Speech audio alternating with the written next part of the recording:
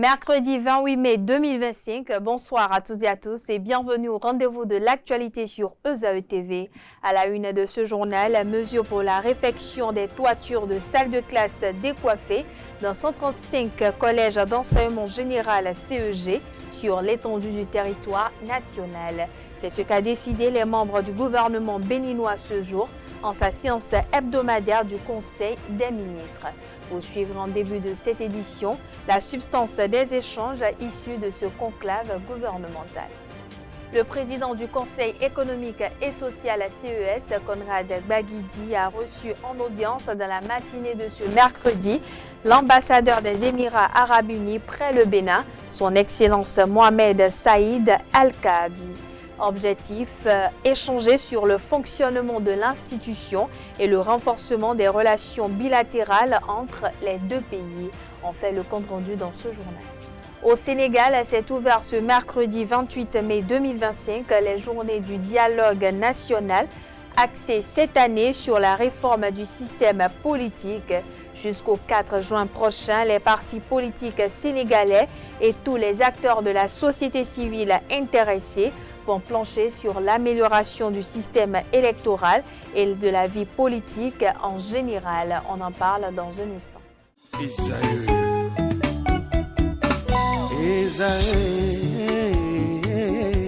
Vous recherchez une école de référence pour une double formation universitaire et professionnelle de qualité? Voici l'opportunité à ne pas rater. L'École supérieure d'administration, d'économie, de journalisme et des métiers de l'audiovisuel ESAE vous offre des programmes d'enseignement en licence et en master orientés vers l'emploi qui font d'elle une référence à travers les filières de l'administration générale et territoriale, l'administration du travail et de la sécurité sociale, droit, diplomatie et relations internationales, administration hospitalière, universitaire et intendance, journalisme et métiers de l'audiovisuel et toutes les filières des sciences de gestion. Une seule adresse, www.esae.bj.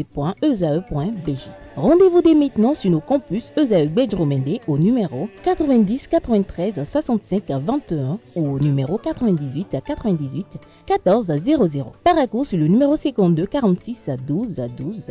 Aboumé-Calavi au numéro 52 88 44 44. Akpata au numéro 52 88 33 33.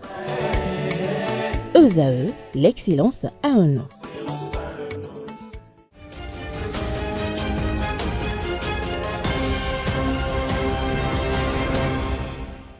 À nouveau, bonsoir. Merci de nous préférer pour vous informer. Les membres du gouvernement béninois se sont réunis ce mercredi 28 mai 2025 sous la présidence effective du chef de l'État, chef du gouvernement et président de la République, Patrice Talon. Comme il est de coutume, d'importantes décisions ont été prises.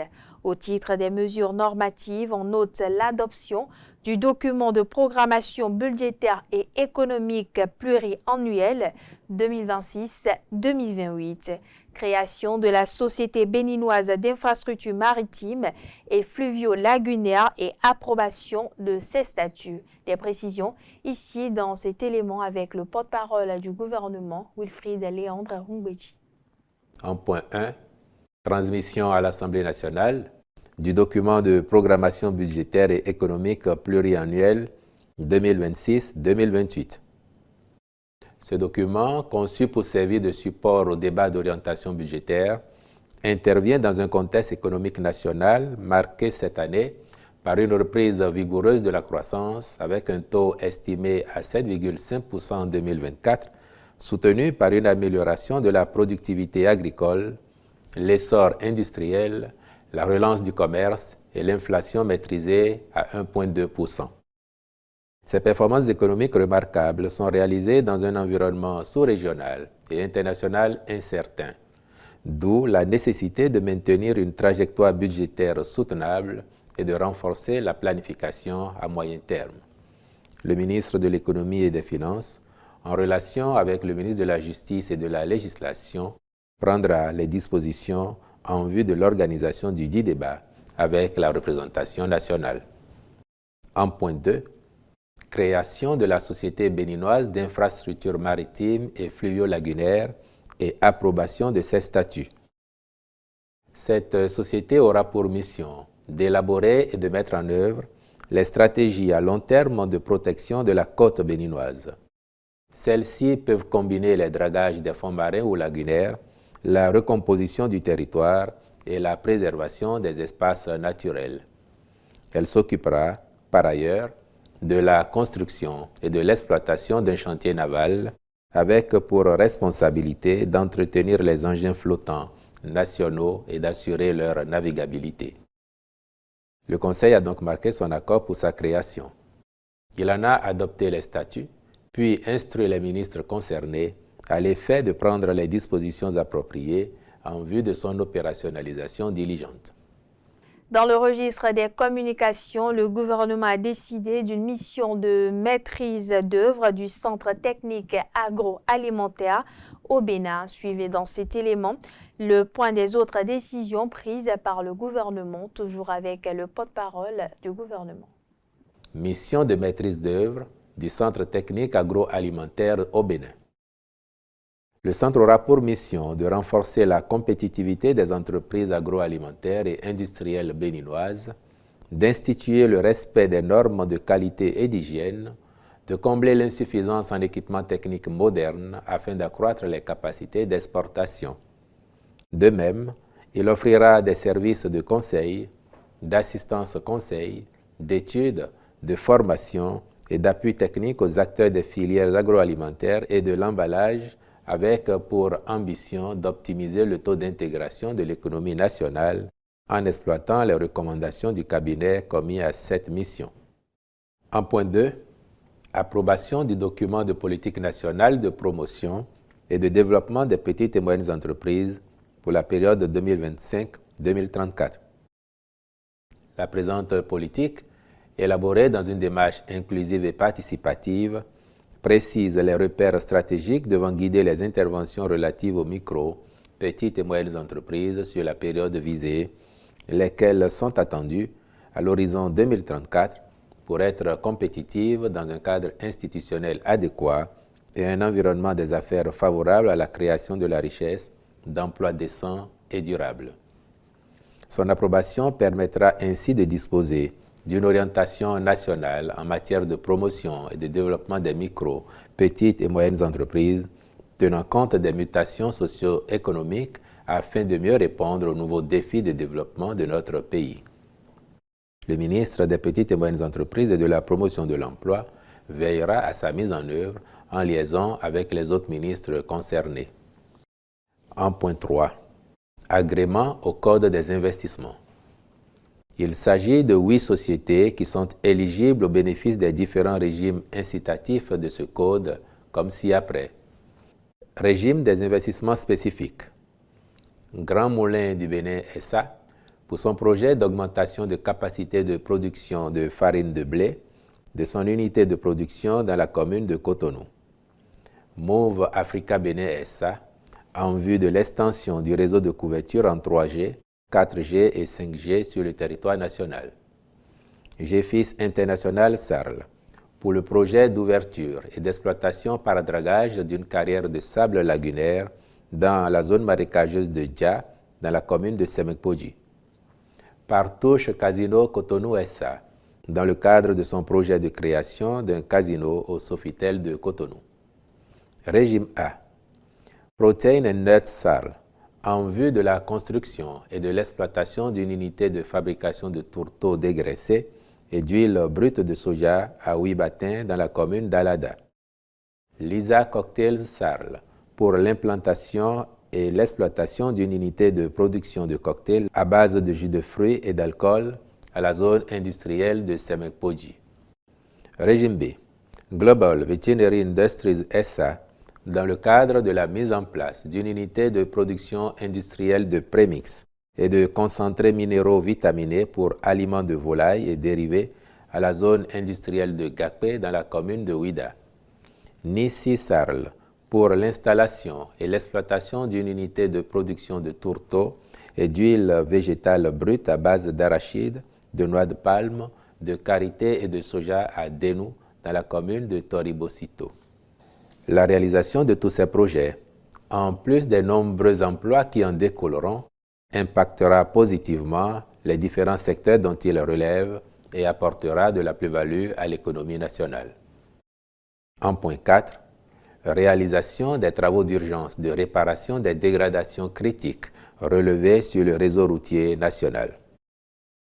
Ces dégradations ont été relevées au niveau de 30 ouvrages dans les communes de Tukuntuna, Kobli, Kéru, Kopargo, Kandi, Banikwara, Parakou, Cotonou, Abomey-Calavi, Porto Novo, Avrankou, Wenhi, Djidja, Koulekame, Kome et Grand Popo. Elles portent sur des ouvrages défectueux, des ouvrages partiellement ou totalement effondrés et des équipements de sécurité endommagés par les usagers. Seront impactés par ces travaux, s'agissant des tronçons de route classés non revêtus, les axes Tukuntuna-Peporiaku, Kobli-Materi, Kéru-Kaubagu, Parakou-Binassi-Perere-Niki, Katagon-Avrankou, Avakba-Tokota.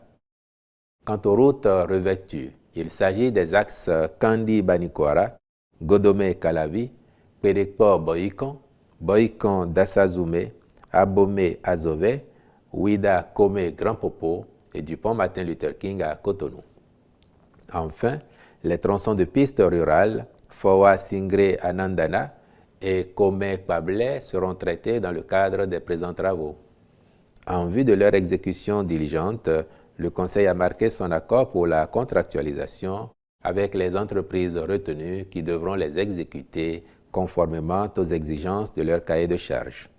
Parlons toujours du Conseil des ministres. Le gouvernement a également prononcé des nominations dans plusieurs ministères.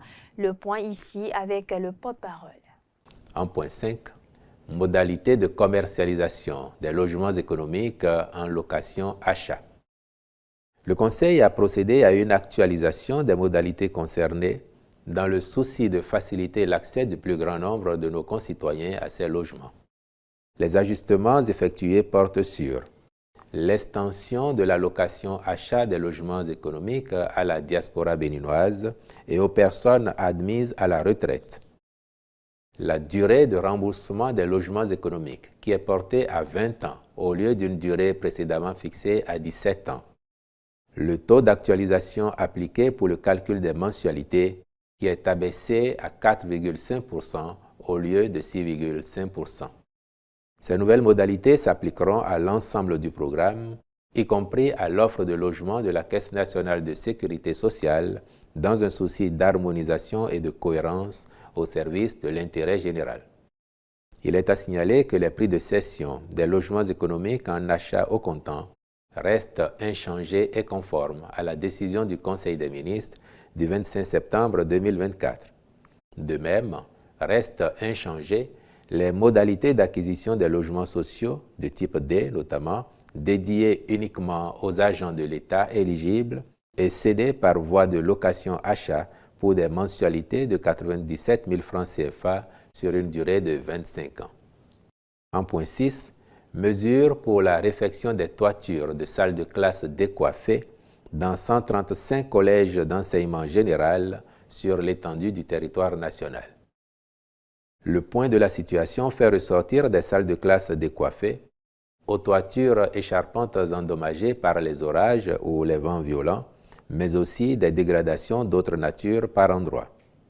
Cependant, tous les CEG répertoriés pour bénéficier exclusivement des réfections de toiture sont au nombre de 135 répartis dans 53 communes et 11 départements. Dans le but de favoriser la poursuite des activités pédagogiques dans de bonnes conditions, l'Agence pour la construction des infrastructures du secteur de l'éducation a été saisie aux fins de diligence à accomplir. Le Conseil a marqué son accord pour la contractualisation avec diverses entreprises en vue de leur réalisation dans les délais prescrits.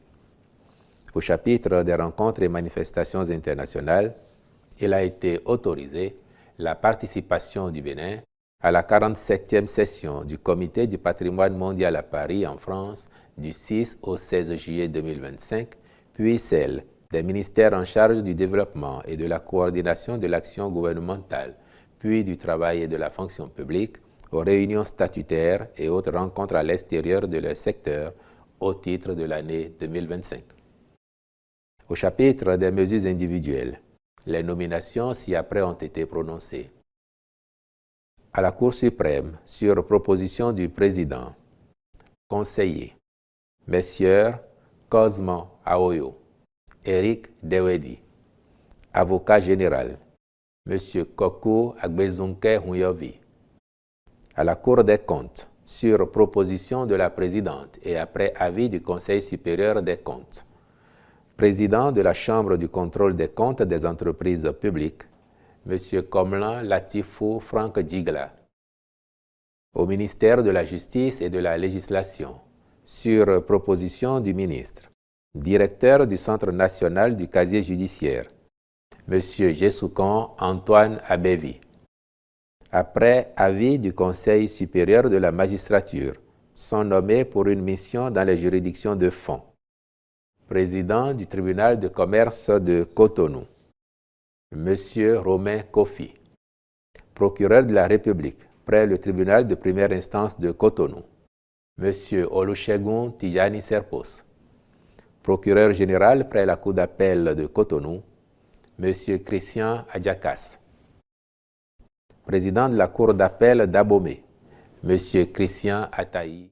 On poursuit cette édition. Le président du Conseil économique et social à CES, Conrad Gbagidi, a reçu en audience dans la matinée de ce mercredi 28 mai 2025 l'ambassadeur des Émirats arabes unis près le Bénin, son Excellence Mohamed Saïd Al-Kaabi. Il s'agit d'une visite de courtoisie et d'échange sur le fonctionnement de l'institution et le renforcement des relations bilatérales entre les deux pays. Le point de leurs échanges aux sorties d'audience ici avec Francis Olafarami et Nansérine Fatoubi.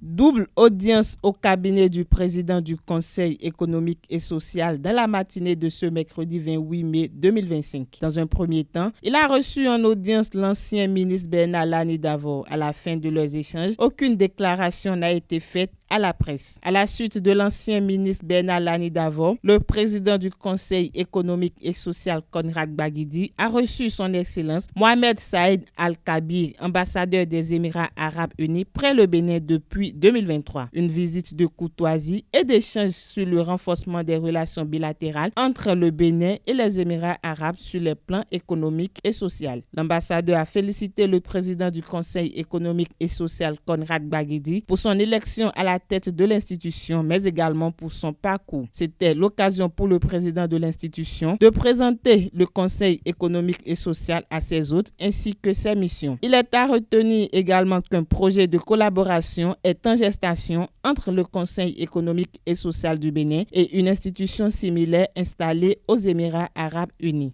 Restons toujours dans les locaux du Conseil économique et social CES, d'une audience à une autre. Le président de la dite institution a reçu également de la matinée de ce mercredi l'ancien ministre Bernard Lani Davor, ministre de l'enseignement secondaire, de la formation technique et professionnelle. Au terme de l'audience, aucune déclaration n'a été faite à la presse. Nous y reviendrons dans nos prochaines éditions.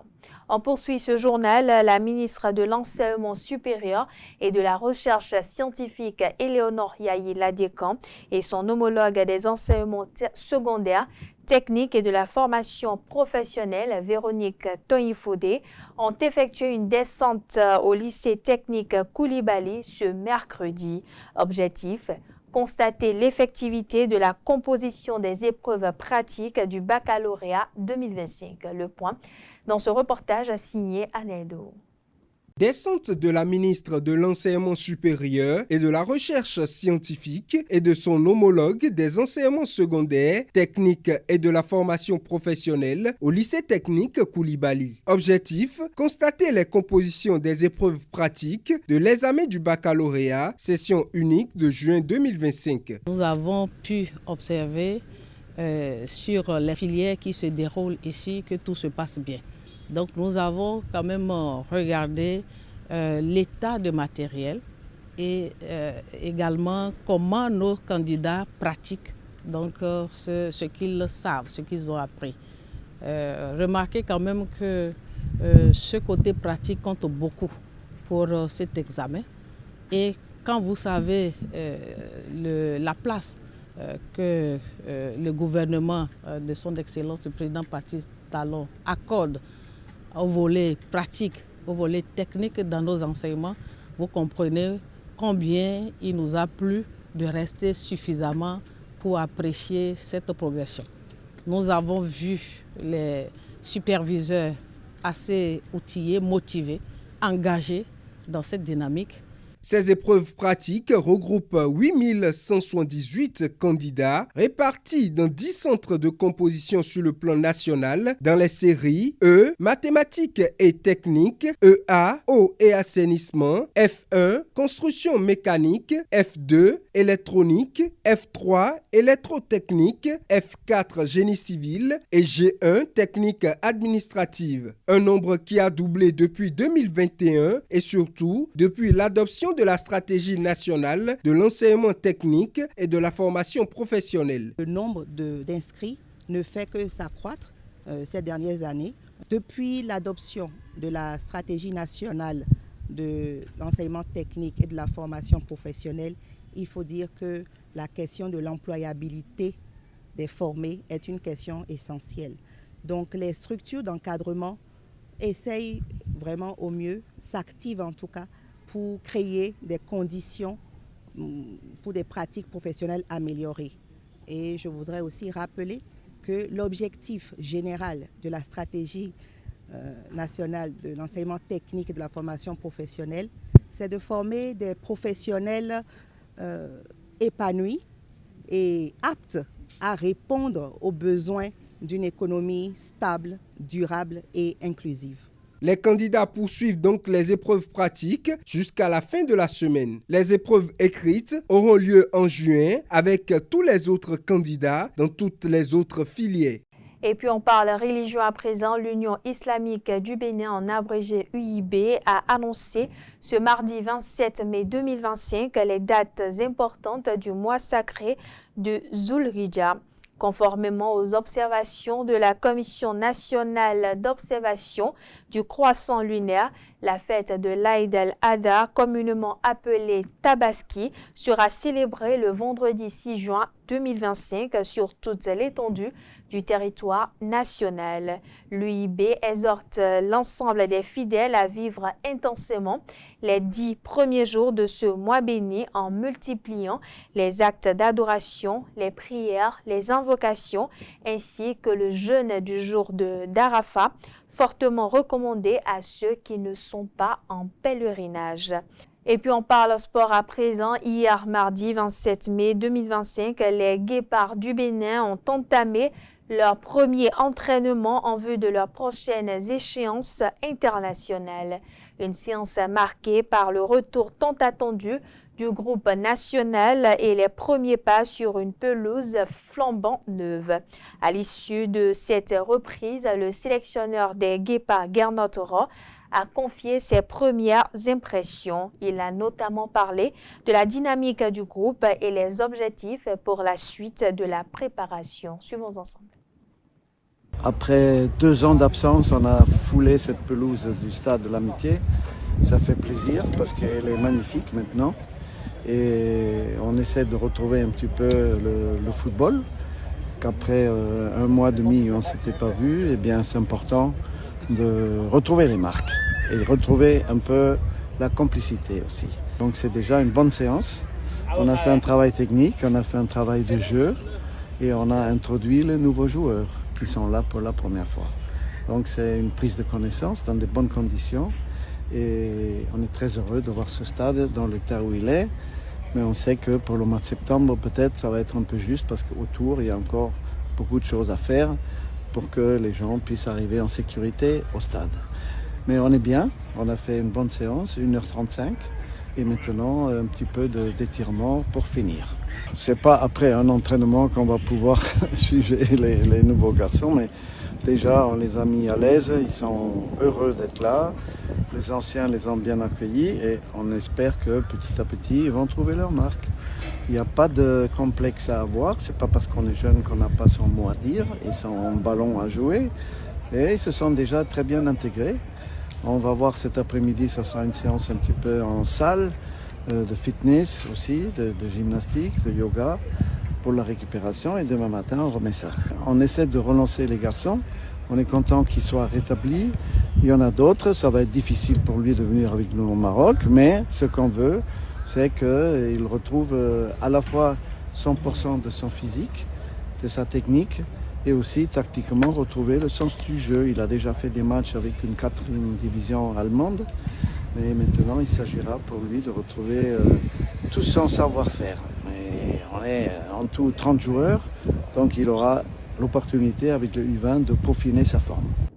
Hors de nos frontières à présent, en République démocratique du Congo, l'épidémie de Mpox, encore appelée variole du singe, est en faible régression selon l'Institut national de la santé publique.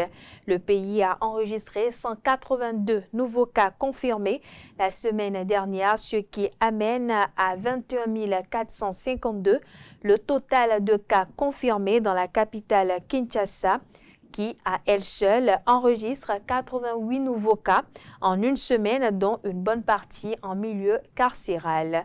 En novembre 2024, les autorités ont d'ailleurs étendu leur campagne de vaccination aux prisons de la capitale. Selon l'INSP, entendez l'Institut national de la santé publique, 1,5 million de doses de vaccins données par le gouvernement japonais sont attendus cette semaine à Kinshasa.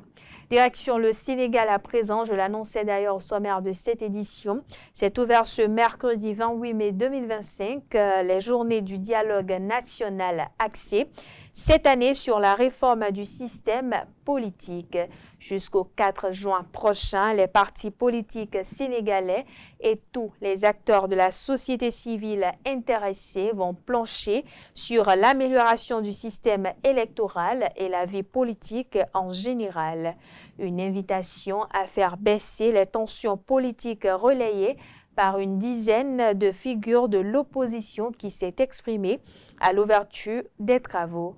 L'opposant Khalifa Sall a plaidé pour une conduite plus apaisée et civilisée de la reddition de comptes en référence aux 5 anciens ministres actuellement inculpés par la Haute Cour de justice pour détournement de fonds présumés.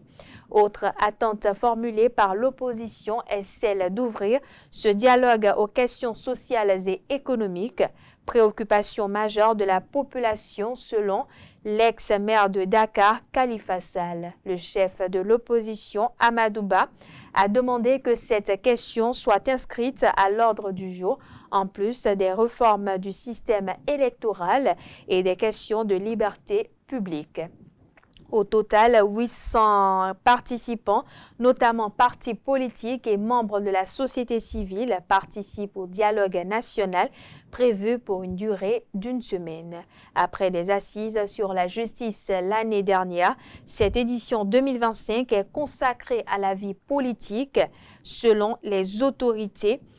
Malgré une 3e alternance démocratique réussie, le système politique sénégalais présente toujours des fragilités qui méritent d'être corrigées. Et voilà, chers internautes, c'est cette actualité que prend fin cette édition. Merci de l'avoir suivi, merci de votre fidélité.